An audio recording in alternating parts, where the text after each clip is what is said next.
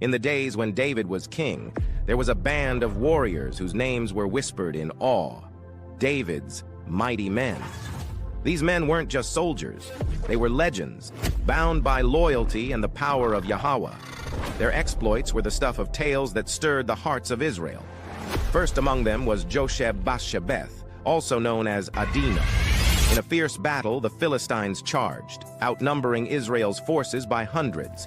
But Josheb, armed with only his spear, faced them alone. With a roar, he plunged into the enemy, his spear cutting through the air like a flash of lightning. He killed 800 men in a single fight, his arm moving like a whirlwind, unstoppable. Then there was Eleazar, son of Dodai. He stood alongside David when the Philistines gathered for war. The battle was fierce, and the Israelites began to retreat, but not Eleazar.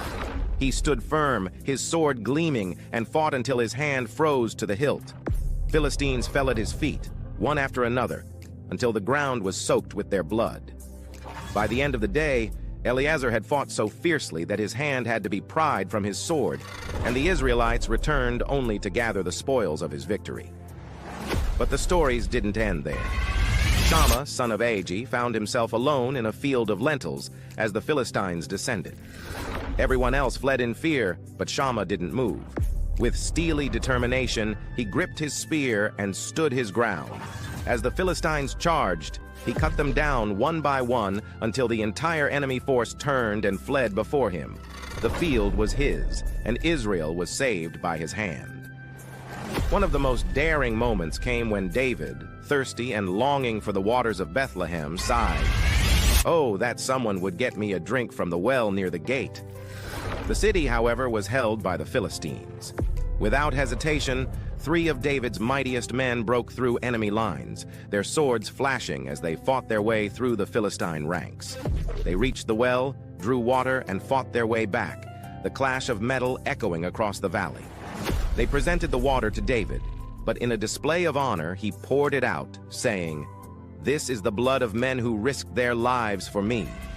Among these warriors was Abishai, Joab's brother.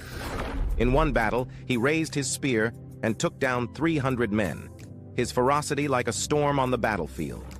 His bravery earned him a position as commander of the 3, and his name was feared by enemies across the land. Then there was Benaiah, son of Jehoiada, whose feats were unmatched. On a snowy day, he went down into a pit to face a lion. With nothing but his bare hands, he killed the beast, wrestling it down and emerging victorious. But Benaiah wasn't done. He once faced a towering Egyptian warrior, armed with only a club. The Egyptian charged with a massive spear, but Benaiah snatched the spear from his hands and killed him with his own weapon. His reputation spread far and wide, and David made him the captain of his personal bodyguard. The mighty men weren't just soldiers. They were legends, their names passed down in the songs of Israel. They faced impossible odds and emerged victorious, time and time again, their courage unmatched and their loyalty unbreakable. Each one of them fought not just for David, but for Yahawah and for the future of Israel. Their exploits lit a fire in the hearts of the people, and their legacy lived on as a testament to what a few brave souls could accomplish when united by faith and purpose. From spear-wielding heroes to lion-slaying champions, these men embodied strength, honor, and faith in Yahawah's plan. David's kingdom was built on the shoulders of these warriors, and their stories would inspire generations to come. If you enjoyed this story, please subscribe, share, like, and comment. Thank you, and see you soon.